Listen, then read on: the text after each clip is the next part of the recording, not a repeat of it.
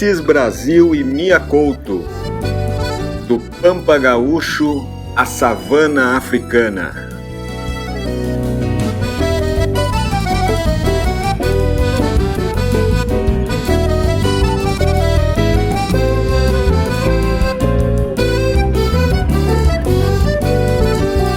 Luiz Antônio de Assis Brasil.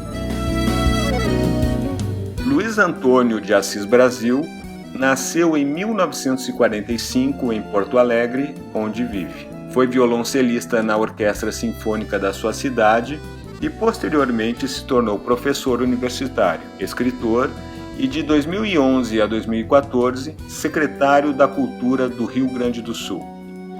Fundou em 1985 aquela que é hoje a mais antiga oficina literária brasileira em funcionamento no âmbito acadêmico, que também deu origem aos prestigiosos cursos de graduação, mestrado e doutorado em escrita criativa na PUC.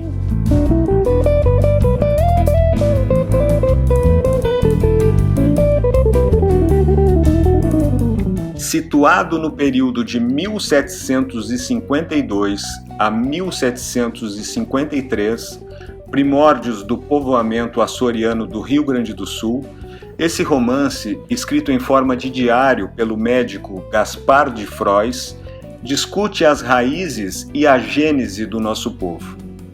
Em Um Quarto de Légua, em quadro, o drama pessoal de Gaspar se funde ao drama coletivo. Sem o desejar, o médico torna-se cúmplice e partícipe de fatos que nunca desejou houvessem acontecido. Obra de estreia, esse romance viria a estabelecer o caminho estético do autor. Bem lhe avisei, capitão, mas o senhor insistiu em embarcar mais gente do que devia.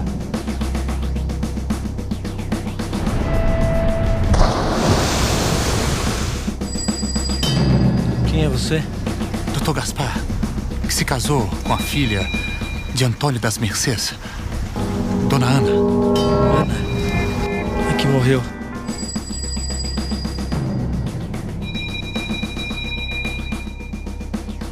Já foram apresentados ao recém-chegado? O médico? Promovo a capitão do Exército de Portugal. Eu vinha mesmo pensando no senhor.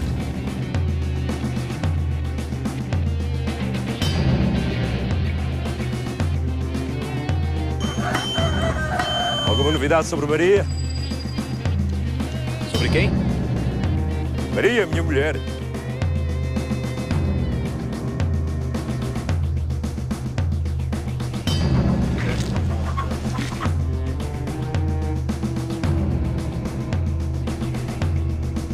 Não era o que eu lhe dizia, tenente. Os maiores sucessos não se dão no campo de batalha, mas na alcova. Eu deveria acabar com o senhor. Como tem coragem de voltar aqui?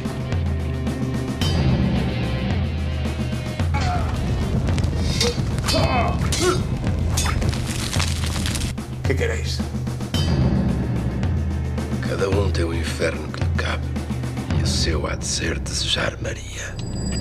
Fogo!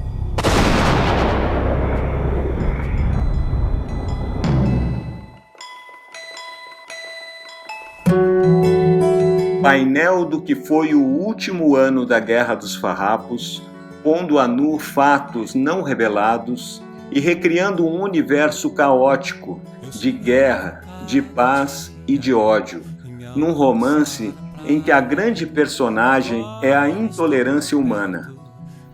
Em A Prole do Corvo, as personagens centrais resultam num elenco representativo do seu tempo.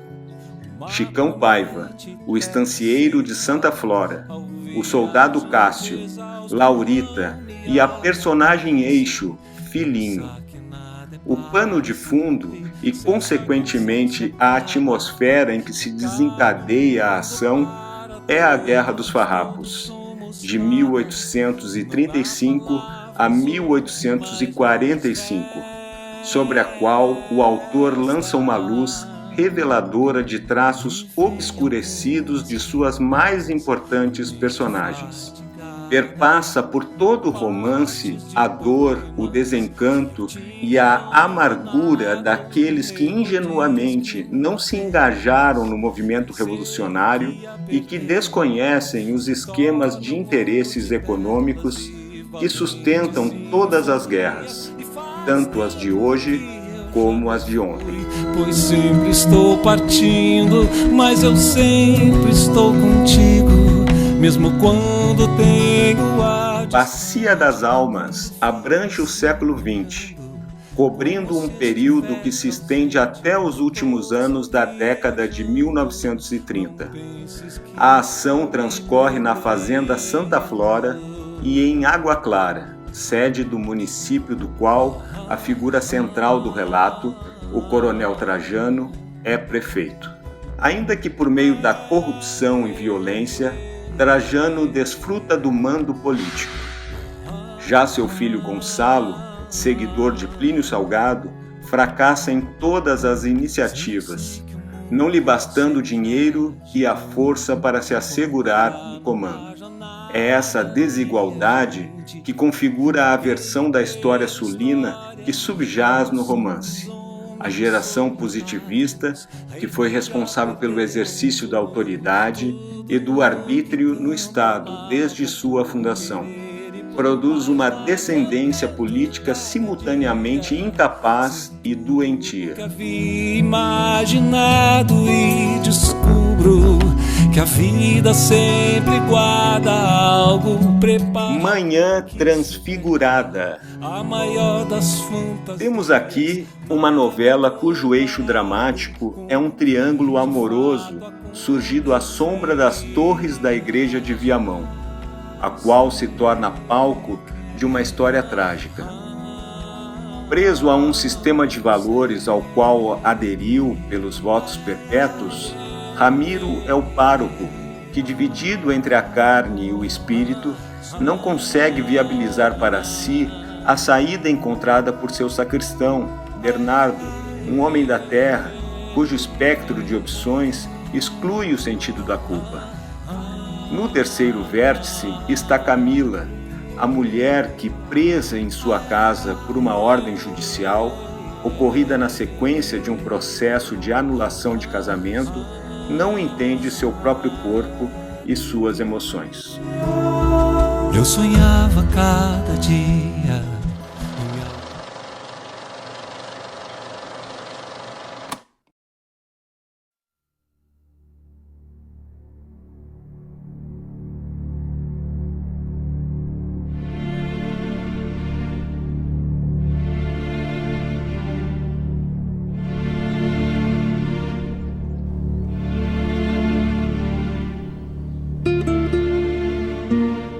Tu sabes perfeitamente o que se pode fazer. O casamento da Camila é a única solução. E este será teu quarto, Camila. Nós viveremos dias felizes aqui.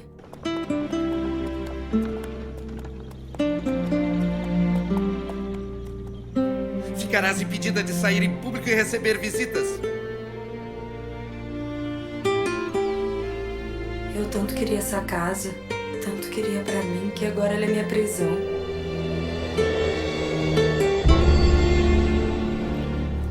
Esse capitão vai ver do que eu sou capaz.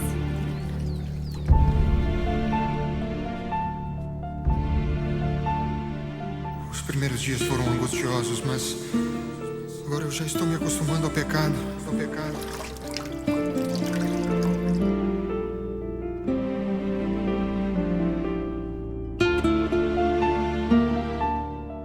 Padre Ramiro. Desde quando o senhor tem visitado Dona Camila? Tu achas que o povo já está falando? Embora, entendeu? Que Deus tenha pena dos teus pecados.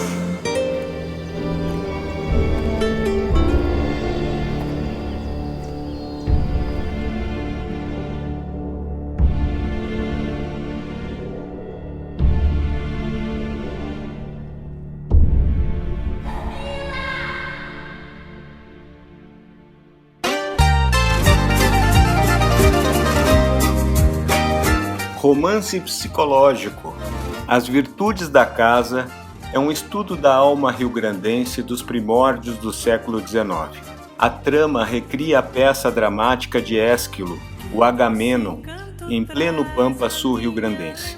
No papel título do original grego está o coronel Baltazar Antão Rodrigues de Serpa, estancieiro e comandante militar, o qual vai à guerra contra Artigas. Como Clitemnestra está Micaela, sua esposa fiel até então, cuja vida se transtorna com o surgimento do estrangeiro, Egisto, na pele do naturalista francês Félicien de Clavière. Os filhos de Baltazar Antão e Micaela são Jacinto, Orestes e Isabel, Electra. Com os atores apostos, desenvolve-se a tragédia. A grande questão que se coloca é, ao mesmo tempo, simples e complexa. Em que medida é possível condenar as ações daqueles que, vivendo no microcosmo de uma estância gaúcha, nada mais fazem do que viver suas existências em toda sua genuinidade? E como o vento errante nas coxilhas vai soprando, o eco vai... O homem amoroso. Abre-se o pano. O maestro surge dos bastidores. Coloca-se ante a plateia. Curva-se aos aplausos e, voltando-se para os músicos, faz um momento de concentração e baixa a batuta. A plateia, feliz, relaxa. Daí por diante, tudo é fruição e fantasia. O público muitas vezes desconhece, porém, que uma orquestra sinfônica compõe-se de pessoas que também sofrem e têm seus conflitos, dos quais o maior talvez seja conciliar sua vocação com as circunstâncias especialíssimas em que a música sinfônica é realizada num país ainda às voltas com a miséria e incompreensões de toda ordem. Cada concerto levado a termo é uma verdadeira façanha. O autor pertenceu à Orquestra Sinfônica de Porto Alegre no período que coincidiu com o do Milagre Brasileiro e do neo-ufanismo, mas também de uma extrema verticalização do poder, a qual se refletia inclusive nas relações entre a administração da orquestra e seus músicos. Para o autor, esta é uma obra de ficção e, como tal, quer que ela seja entendida, ainda que esteja carregada de vivências e, entre estas, a crise pessoal do protagonista ao atingir a emblemática idade de 40 anos.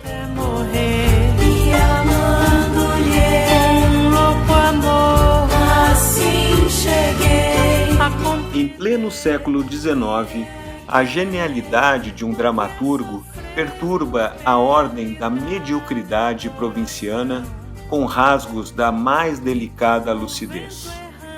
Desafiando os limites entre a ficção e o documento, Luiz Antônio de Assis Brasil revive, em Cães da Província, a alma dessa personagem antológica que foi Corpo Santo. Esta não é uma biografia de José Joaquim de Campos Leão, autodenominado Corpo Santo. Como o próprio autor ressalta, trata-se do imaginário dessa personagem contraditória da literatura dramática brasileira e que foi considerado por alguns críticos como precursor do teatro do absurdo.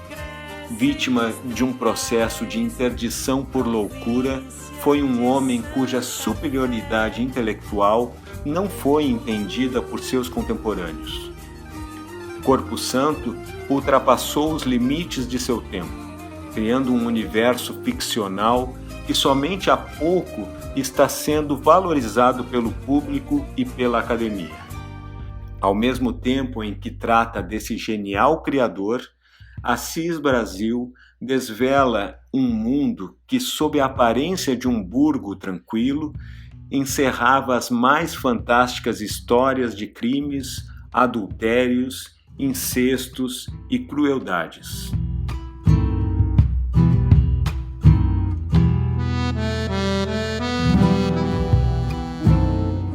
Ambientado na colônia germânica de Padre Eterno, aos pés do Morro do Ferrabras, e nos anos de 1872 a 1874, Videiras de Cristal reconstitui um episódio fascinante da história de nosso país.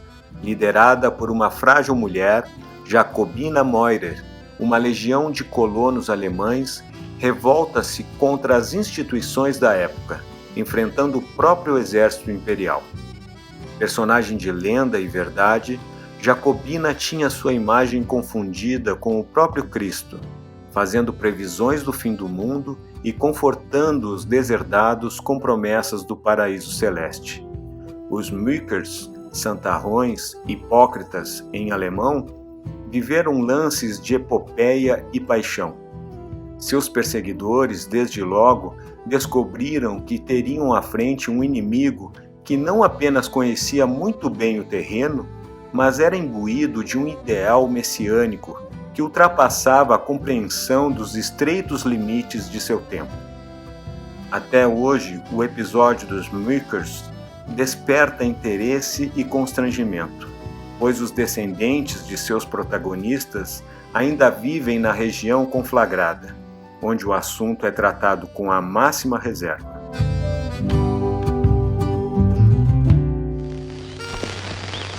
Meu Deus! Minhas lágrimas não são suficientes para lavar o sangue desse corpo! Nosso sangue derramado! Há alguém aqui que pense que Cristo não fala pela minha voz? Não. Outro dia, falando a vocês, eu disse que Deus mandaria um sinal anunciando o início do fim. Agora cumpro o que prometi. Jesus me disse que no dia de Pentecostes, um fogo nos céus anunciará o final dos tempos.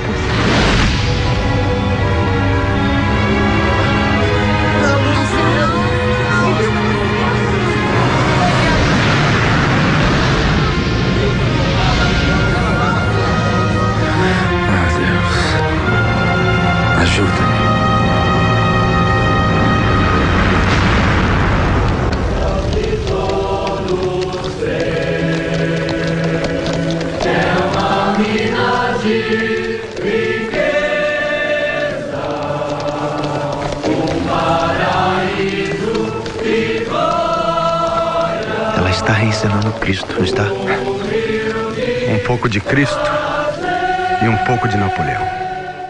É chegado o dia da purificação.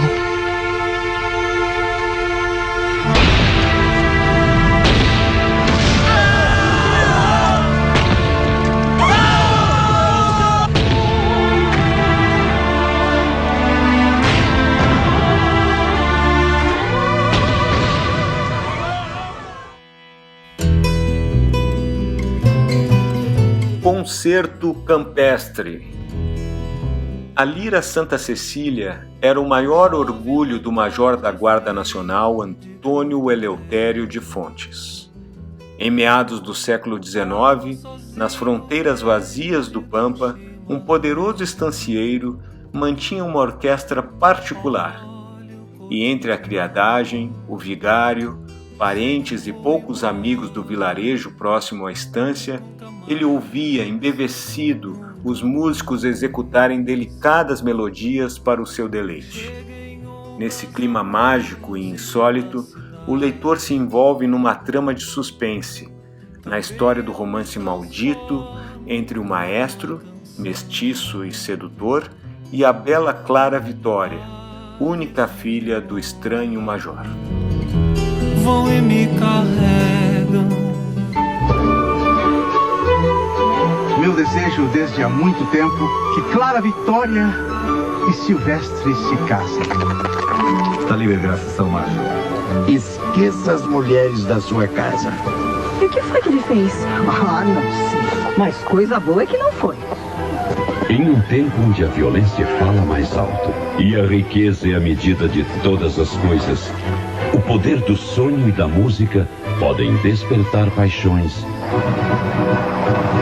e desencadear tragédias. É verdade o que estou dizendo? O senhor está formando uma orquestra. É verdade, eu quero trazer um pouco de civilização para essas terras. Como posso com essa gente formar uma orquestra como o senhor quer? O senhor não disse que sabia tocar a chacona de Bach? Essa é a parte que eu sei. Vamos enlouquecer com essa merda de música. Os negros fazem tudo que nós vestimos, que nós comemos. Por que não podemos ouvir a música? Não queira me dar lições. Eu acho que a Clara e o Silvestre nasceram um para o outro. Mas eu não amo o Silvestre, mãe. Já conheço tua fama. Não esquece teu lugar nessa casa. Agora, um filme do diretor Henrique de Freitas Lima recria o passado e suas memórias. Revisita uma época em que a inocência e o desejo compõem uma sinfonia que só o coração dos amantes é capaz de ouvir. Eu nunca senti nada igual, Rossini. Filha da puta!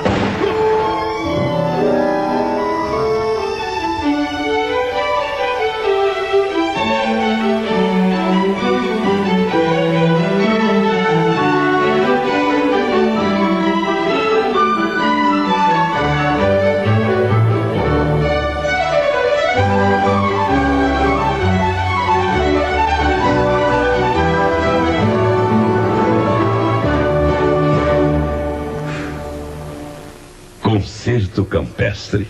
Escute a música do seu coração. O fotógrafo francês Nadar, Félix Tournachon, era uma celebridade. Atravessou o século XIX, indo morrer aos 90 anos em 1910. Por suas lentes cruzaram algumas das maiores figuras da época, de Victor Hugo a Dom Pedro II. Diziam que ele capturava a alma dos modelos, e nisso era insuperável. Mas o protagonista deste romance é Sandro Lanari, um pintor de retratos nascido na Itália.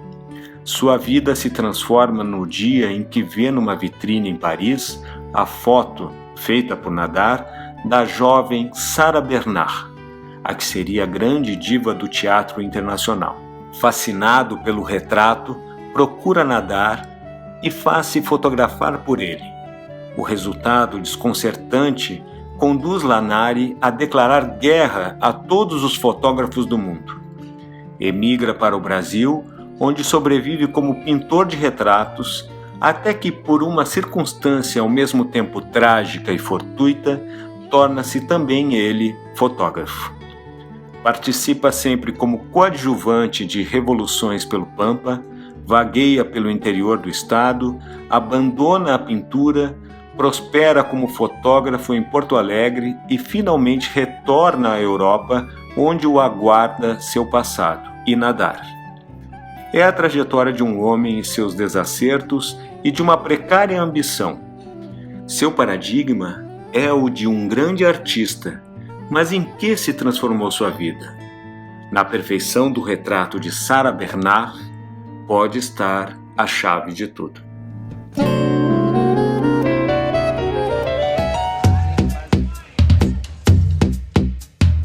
Mia Couto. Mia Couto nasceu em 1955 na Beira, Moçambique. Foi jornalista e professor e é atualmente biólogo e escritor, com mais de 30 livros, entre prosa e poesia. Seu romance Terra Sonâmbula é considerado um dos 10 melhores livros africanos do século XX.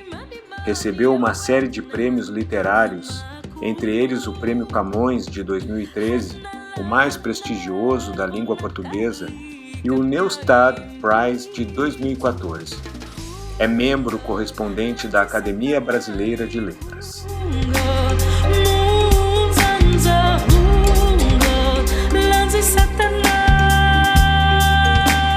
No Moçambique pós-independência, mergulhado na devastadora guerra civil que se estendeu por 10 anos, o velho Tuahir e o menino Muindinga empreendem uma viagem recheada de fantasias míticas.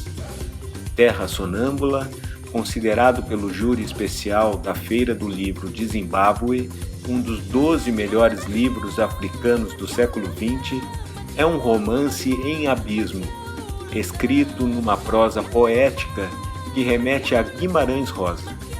Mia Couto se vale também de recursos do realismo mágico e da arte narrativa tradicional africana para compor esta bela fábula, que nos ensina que sonhar, mesmo nas condições mais adversas, é um elemento indispensável para se continuar vivendo.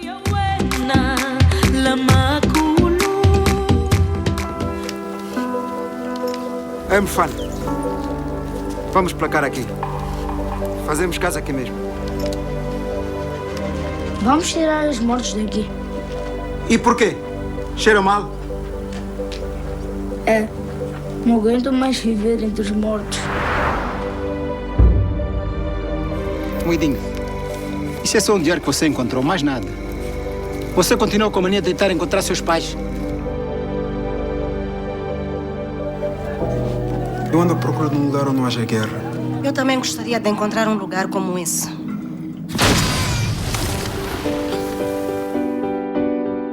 Em tempo de guerra, criança é um peso que atrapalha a maninha. Você nem tem história nenhuma. Encontrei-te no campo.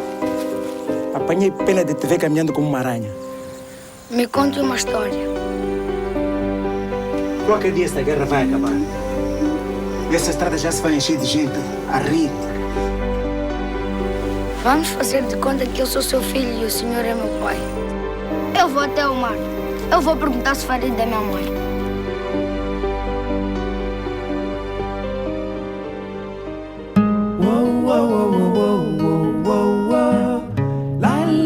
Em 2008, quando Mia Couto participava da expedição de uma equipe de estudos ambientais ao norte de Moçambique, começaram a ocorrer na região ataques de leões a pessoas. Essa experiência inspirou o autor a escrever este romance singular.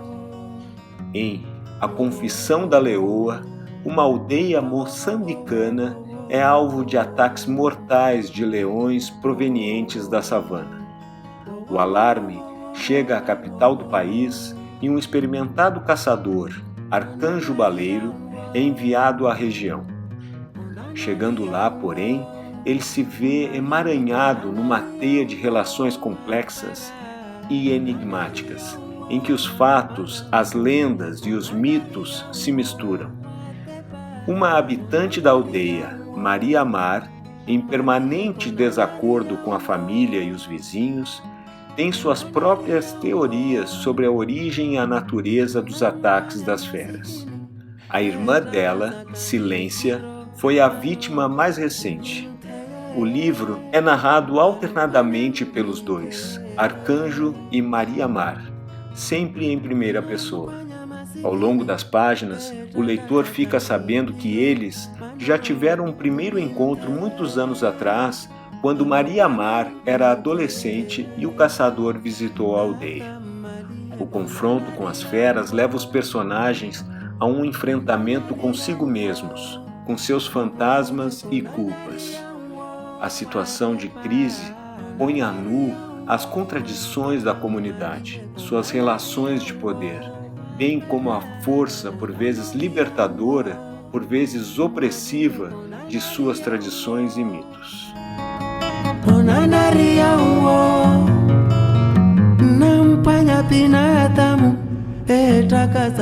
Antes de nascer o mundo, Jesusalém, ermo encravado na savana, em Moçambique, abriga 5 almas apartadas das gentes e cidades do mundo. Ali ensaiam um arremedo de vida. Silvestre e seus 2 filhos, Mauanito e Netunzi, mais o tio aproximado, e o serviçal Zacaria. O passado para eles é pura negação, recortada em torno da figura da mãe morta em circunstâncias misteriosas, e o futuro se afigura inexistente. Silvestre afiança aos filhos e ao criado que o mundo acabou e que a mulher, qualquer mulher, é a desgraça dos homens. Mas um belo dia, os donos do mundo voltarão para reivindicar a terra de Jesusalém. E não só isso, Uma bela mulher também virá para agitar a inércia dos dias solitários daqueles homens. Mia Couto é um dos maiores expoentes da literatura africana de expressão portuguesa. Moçambicano e amante, confesso, da escrita inventiva do brasileiro Guimarães Rosa, ele é um artista investido do poder mágico e poético das palavras. Mas é da alma do povo de seu país, bela, trágica, alegre, sofrida, enigmática, que este poeta da prosa extrai seu ouro universal. Em Portugal, Moçambique e Angola, o livro recebeu o título de Jesusalém.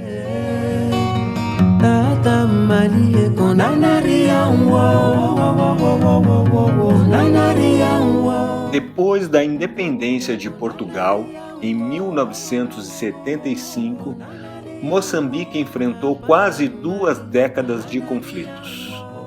O período foi marcado pela oposição entre os antigos guerrilheiros anticolonialistas da Frelimo, que tomaram o poder e tentaram implantar o socialismo no país, e o grupo de orientação conservadora Renamo, alinhado à Rodésia e África do Sul. A história de A Varanda do Frangipane se passa 20 anos após a independência, depois dos acordos de paz de 1992. O romance é narrado pelo carpinteiro Hermelindo Mucanga, que morreu às vésperas da independência quando trabalhava nas obras de restauro da fortaleza de São Nicolau, onde funciona um asilo para velhos. Ele é um chipoco, um fantasma que vive numa cova sob a árvore de Frangipane, na varanda da fortaleza colonial. As autoridades do país querem transformar Mucanga em herói nacional, mas ele pretende, ao contrário, morrer definitivamente.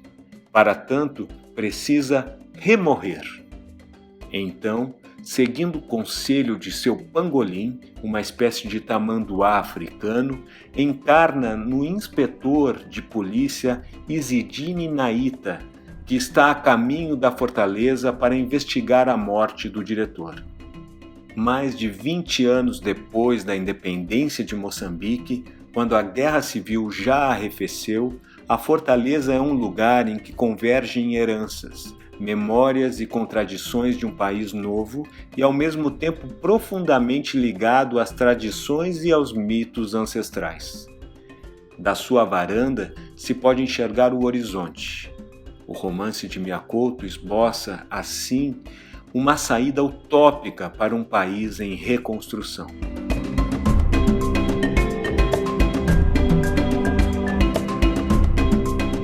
Mia Couto é um dos escritores africanos de maior destaque da atualidade. O Último Voo do Flamingo, publicado originalmente em 2000, é seu 4º romance e foi lançado quando Moçambique comemorava 25 anos de independência de Portugal. Depois de um longo tempo de guerra civil, soldados das Nações Unidas estão em Moçambique para acompanhar o processo de paz. O romance narra estranhos acontecimentos de uma pequena vila imaginária, Tizangara, ao sul do país, onde militares da ONU começam a explodir subitamente. O autor elabora uma crítica ácida aos semeadores da guerra e da miséria, mas também uma história em que poesia e esperança dependem da capacidade narrativa de contar a própria história com vozes africanas autênticas.